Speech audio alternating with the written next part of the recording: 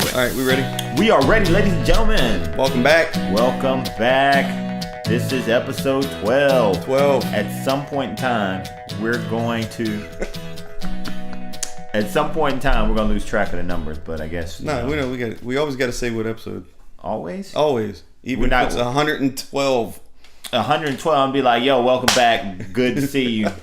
Or good to see us. If we do one a week, well, how many that would give? That'd be 2 years from now. 2 years? Probably. 52 weeks a year. Yeah, about. All right, well, anyway, this is episode 12. Episode 12. Thank you guys for joining us again. Yes. Yeah, welcome back. Welcome back. So, this is Damon. This is Mike. And this is a Damn Good Show. Damn good. So, let's get this kicked off. All right. We'll go back through a few, what happened this week, just real briefly. This week. All right, so... Last night was the NCAA Championship. Yes. So, we're recording on Tuesday, but yes. Championship was on Monday. It was on Monday. I'll give it up to UVA. It is in Virginia. You know, It's close enough to Virginia Tech. It's too damn close to Virginia Tech. But, you know, they played their ass off. The beginning of the game, I'm not going to lie, was boring as hell. Now, I will say it was nerves and good defense in the beginning. They were pumped. Two teams that have never been to the game. First 10 minutes were like awful. But... Yeah. End of the first half and then the second half, and of course I don't know what happened in overtime. I was glad it went to overtime. It was a really good game, but like Texas Tech started like taking too many chances. Like they made bad choices. So gambling. Anyway, but hey, that's why they play the game. Give it up to UVA. They won the championship. I will say as of today though, for us Virginia Tech Hokies, it's 5,246 days that we've had the Commonwealth Cup for football.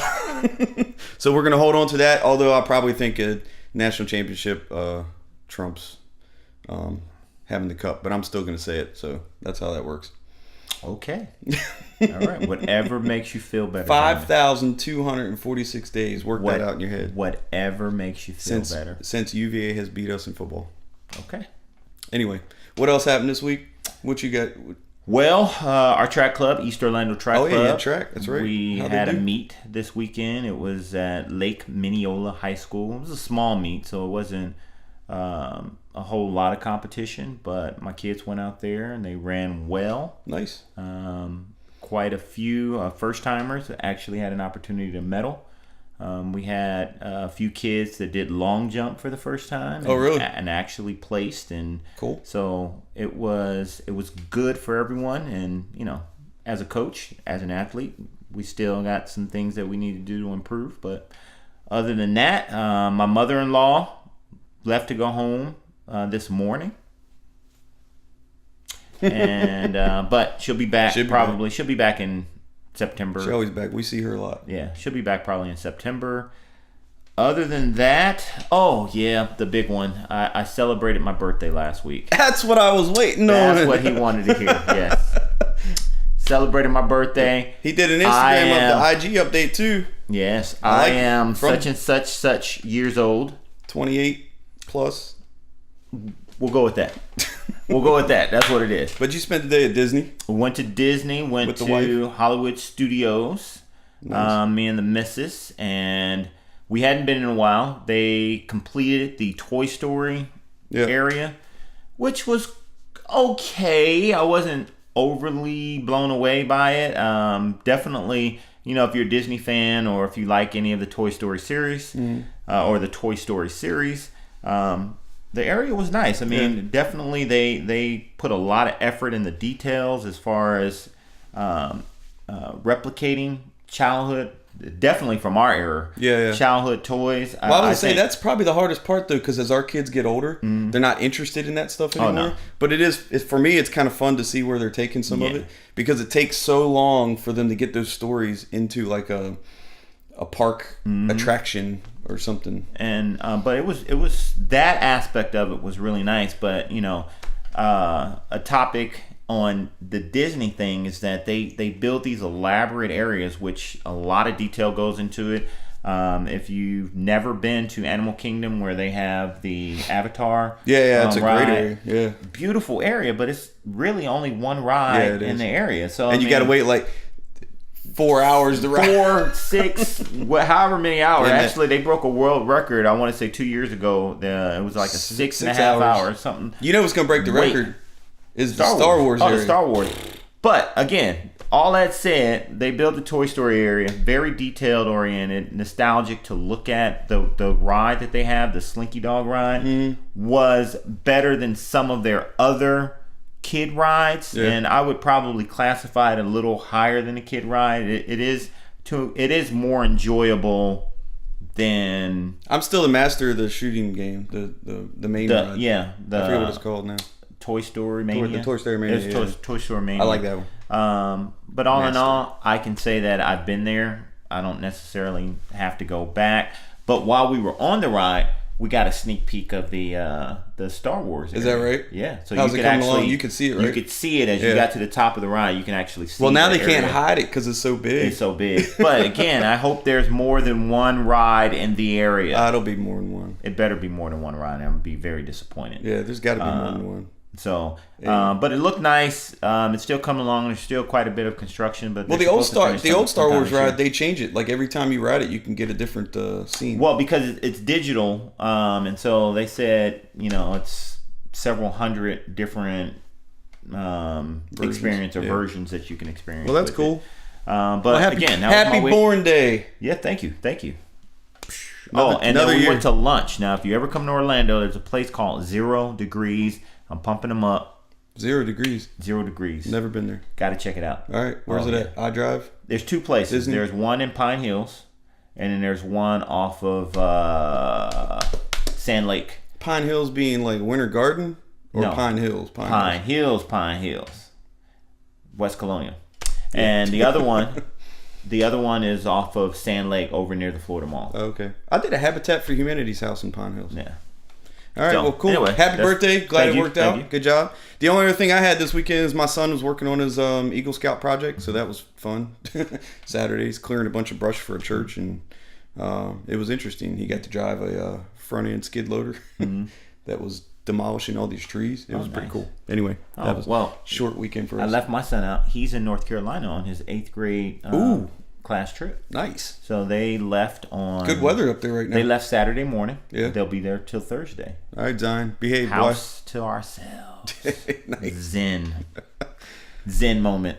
Cool. Well, productive weekend, I guess. All right. Yeah. All right. So, what else are we going to get into? What's the topic for today? I don't know how to classify it. I mean, it's one of those situations that I'm 100% sure. I mean, I would go to Vegas and bet on this, that every last one of you watching this, all 7 of you,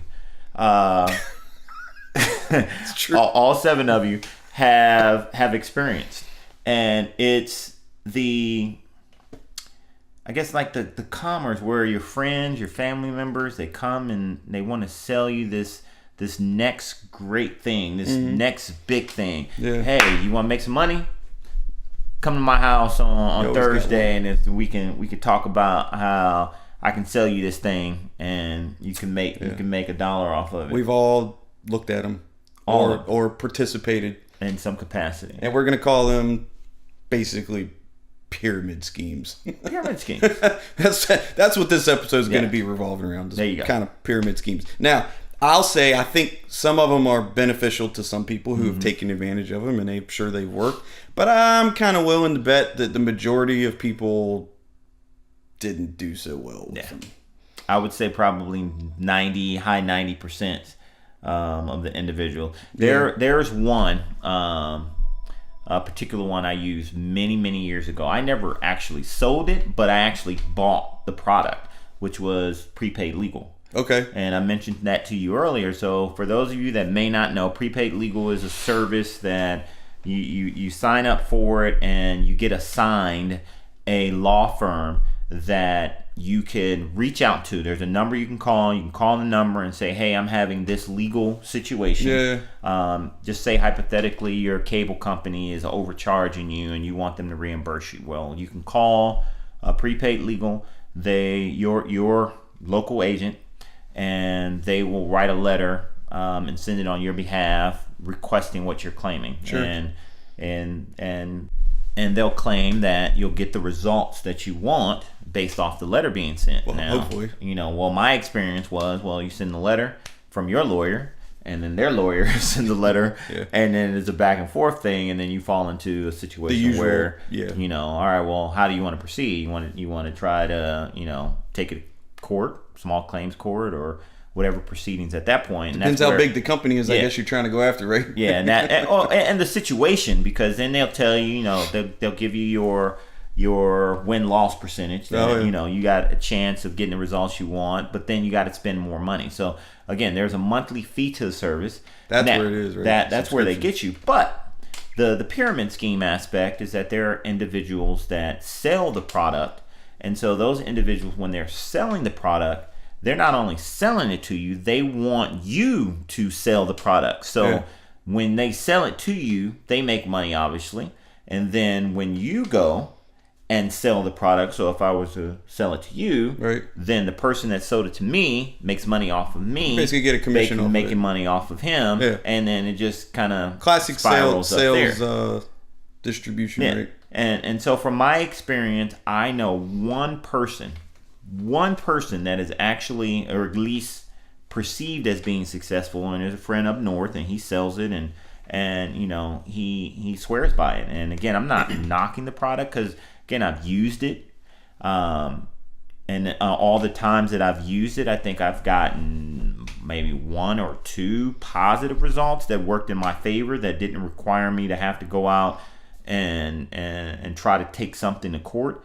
So in the long run, it didn't make financial sense. So if you basically paid for it for, say, 2 years, you probably didn't get the total benefit out of those 2 years. If you'd have added all that up and you had a single incident, you probably could have just paid a lawyer to do the single incident. More than likely, because in all honesty, I mean, we're not walking lawsuits. I mean, people do try to sue all the time, but I mean, for those people, that's probably what they do. They probably buy that subscription. They keep using it. Trying. But I mean, that's abuse. That's abuse of the system. I'm not a trouble magnet, so it wasn't like I was always, gotta call my lawyer, or I gotta type my lawyer. So it wasn't one of those situations that I felt like I was getting true value out of. Yeah, I've been sucked into a couple of them. Just of course, when you're younger, the first one I really remember was in college, and that was just a true, college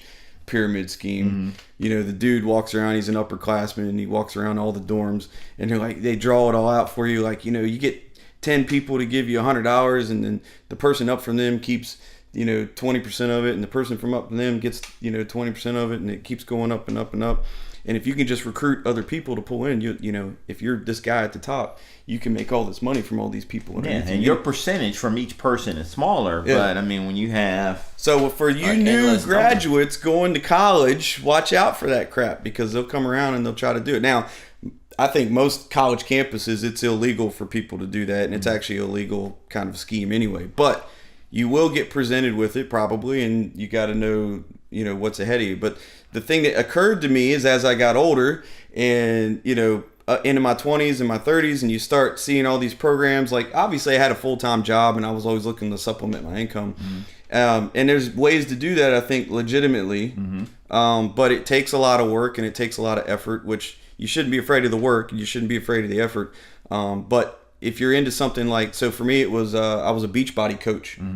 Back in like 2004, 2005. I used to be. Actually, I was like the best shape of my life I was in back then. It's very sad right now. Shut up. You look good, Damon. Come on. Anyway. Look, you trying to pump the chest up now. I'm trying to sit up. Fix my posture, because I sit like this all the time. Damn. You just know how to kick someone when you're down.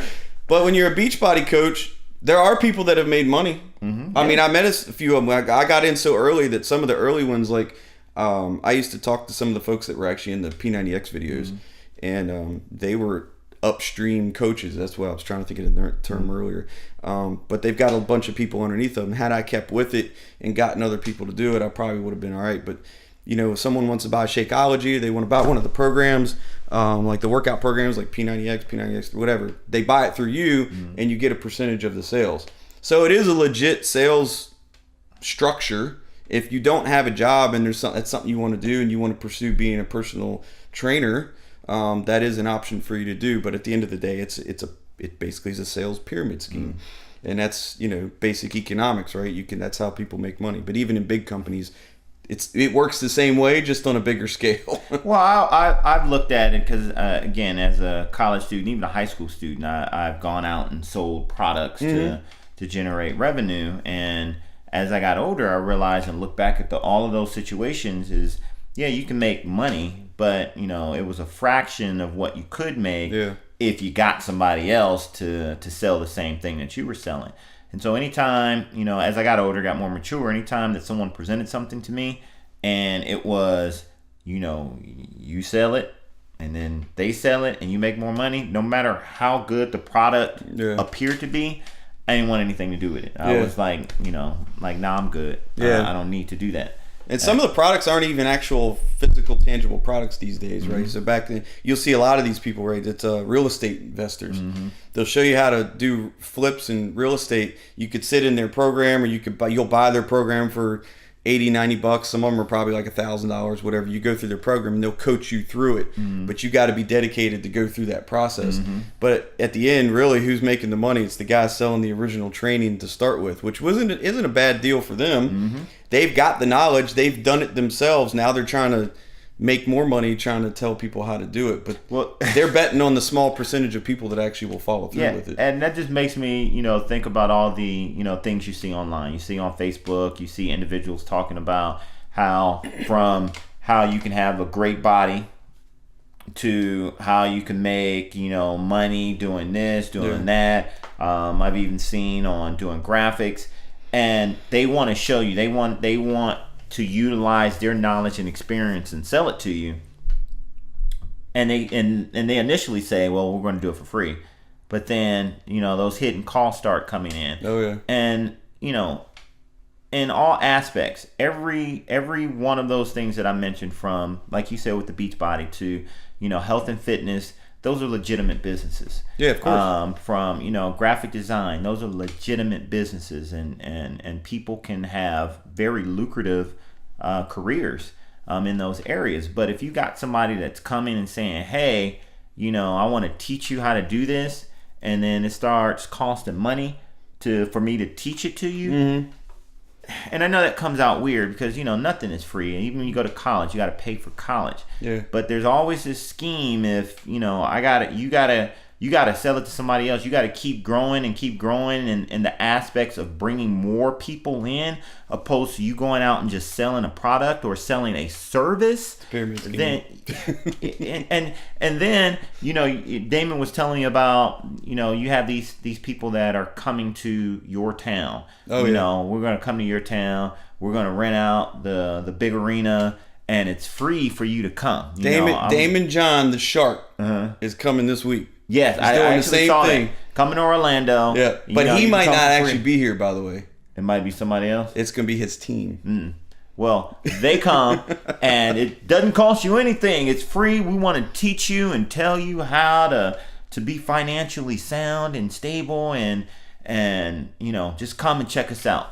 All right, and you get there, and it's free to get in, and then all of a sudden they put on this great show.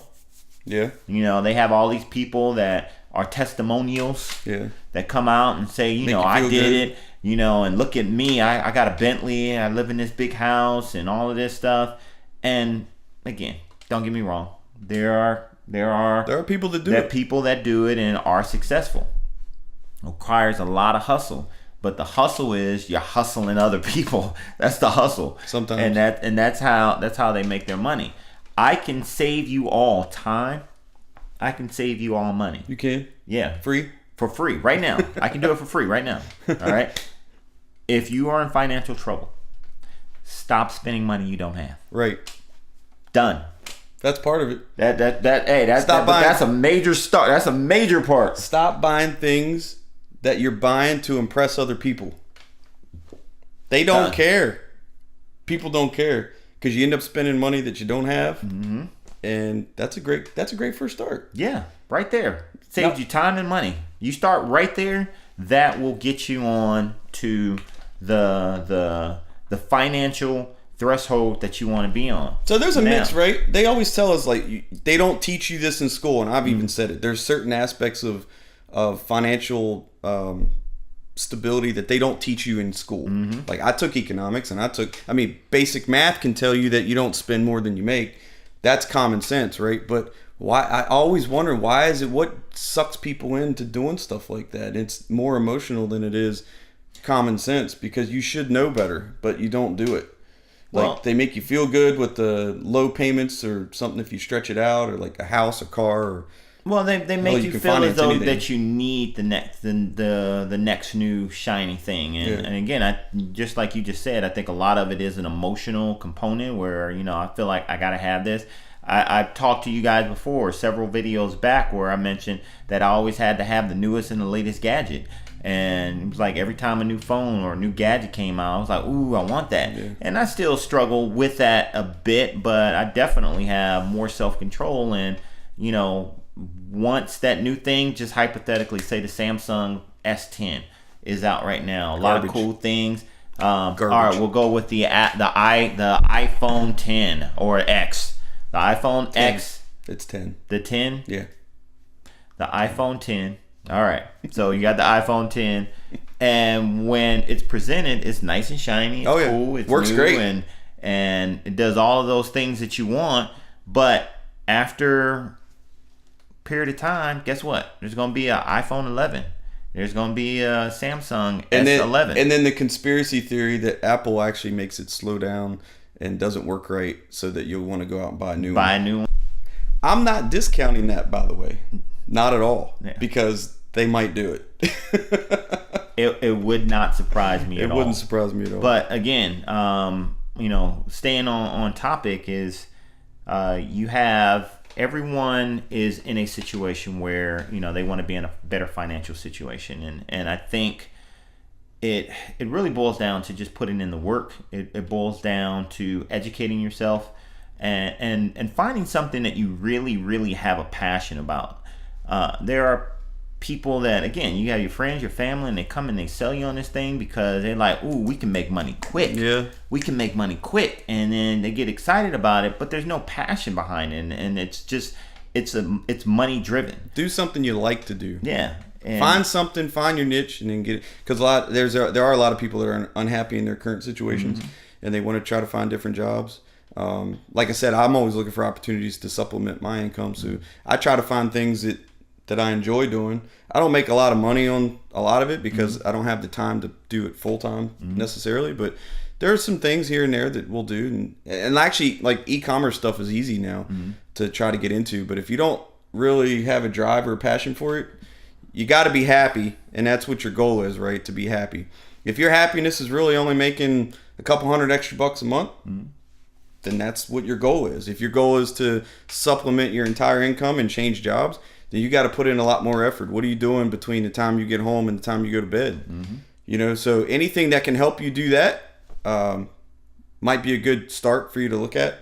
But all these other schemes, and we're not saying don't go out and do them, because again, you can make money if you put the effort into. There are people that are successful at it. But we just recognize there's been a few that we've gotten caught into over the years, and I actually just saw one yesterday, and you'll see them a lot now, especially with the e-commerce ones, right? The Ty Lopez's, the Alex Beckham's, there's a whole bunch of them, right? They tell you how you can make money on the internet, and you can, right? If you got the right tools, and then they want you to buy their tools to make it easy. You could probably do it on your own with the information you find on the internet.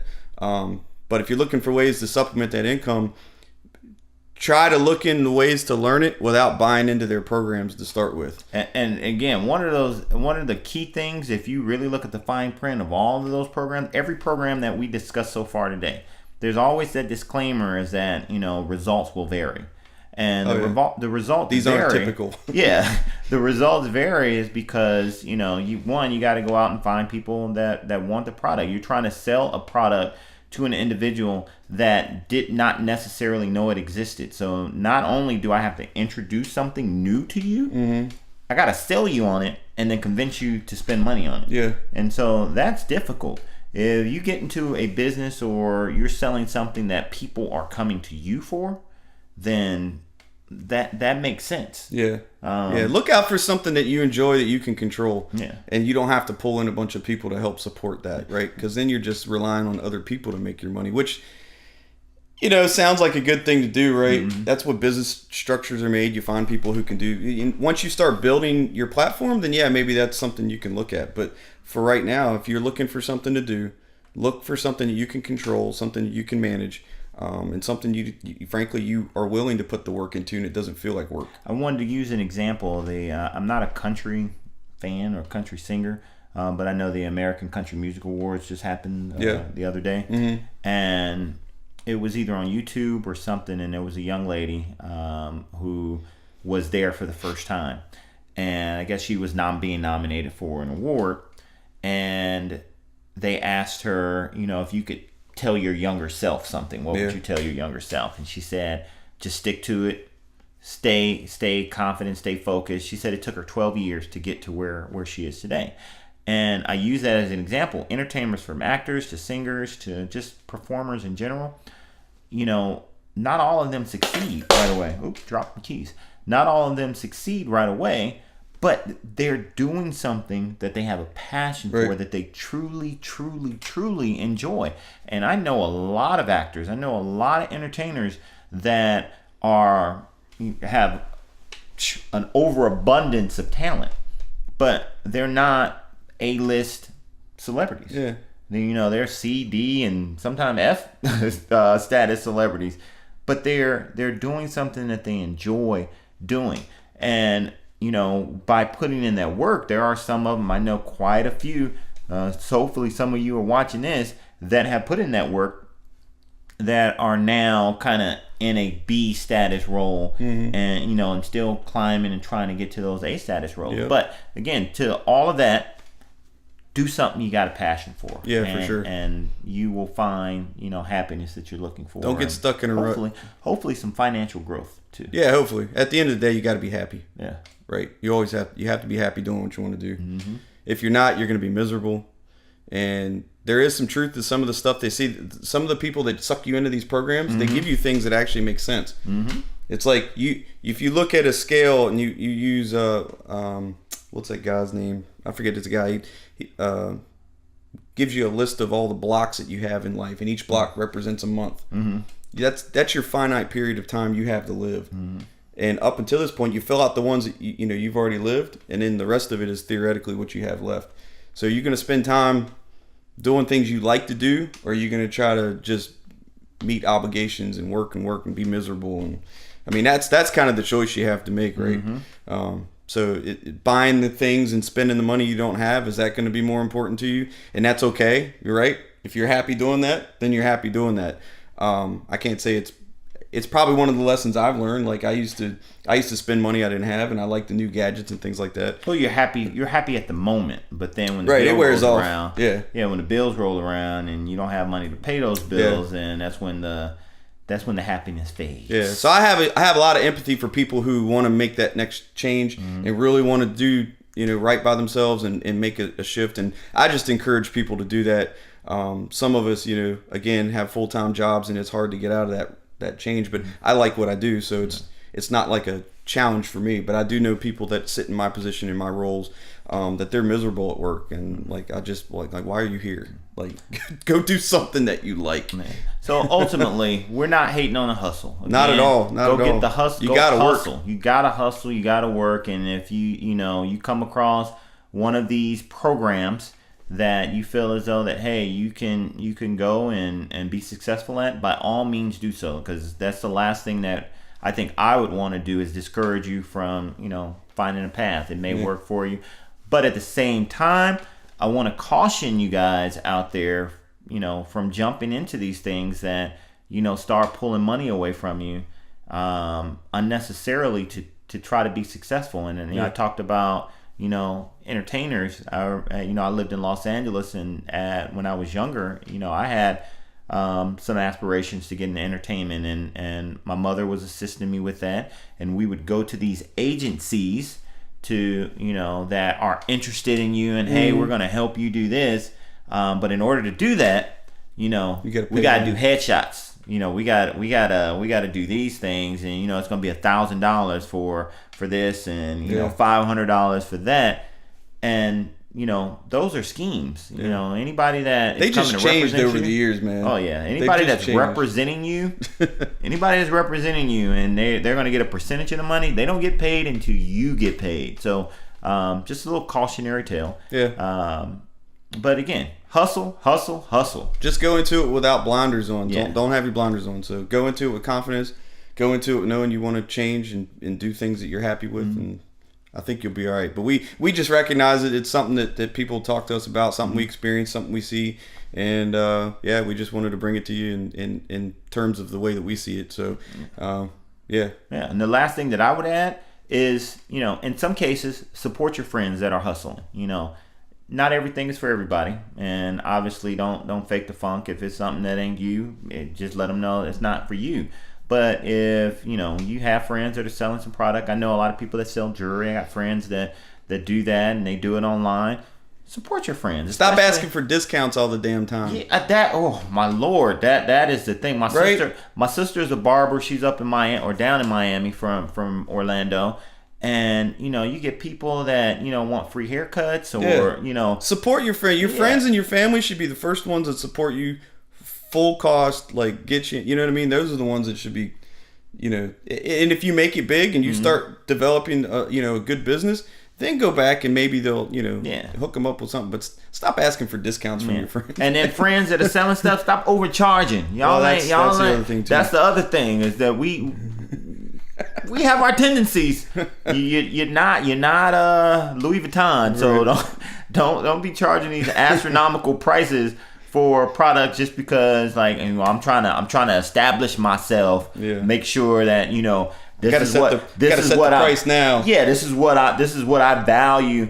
Come on, man. Come on. Be serious. If you want support, be reasonable. Do research on your products, but then at the same time support your friends. For instance, watch and share our show. We would love it. Do the bell. This doesn't cost you anything. Nope. $0. Except for your time. Time. Time and we value. Appreciate that. And we appreciate it. But share. Support our show. Get it out there. Get other people to watch. And if you guys want the bonus session of our show, you can send us money. And then we'll do bonus shows. Right? Just for you. Yeah. Just specifically for you. We can do that. You, sir or madam. Exactly. Yes. We see you. Right but there. For right now, just click the bell. We'll be satisfied with that. Subscribe. And then the bell is a notification. Then subscribe. Add comments. And share. All day long. No cost. No pyramid. Cost. Nothing. Just two handsome guys. Actually, it's not costing us anything to do it right now. No. Except for the equipment, but time. We already got that. I got time. Yeah. All right, anyway. Well, that's all I got. That's all I got. I don't have anything else to share on it. I know I wish I hadn't gotten to some of the schemes I did when I was younger. If going back to what would you tell your younger self? Hey, dumbass, don't do that. But the key thing is I learned from it. Learn from your mistake. Anyway, so thank you guys for showing up. Always, we're going to close out with that. As usual, always do the like, comment, share, all that fun stuff. We appreciate it. We will be coming back every Friday. Every Friday, as long as we can. We got some special things happening this summer. We'll let you guys in on that pretty soon. But anyway, that's it for today. That's it. This is Damon. This is Mike. And this is a Damn Good Show. Peace. For 30 seconds. Really? You couldn't give us another 30 seconds? I was wondering too because I was like, man, this person.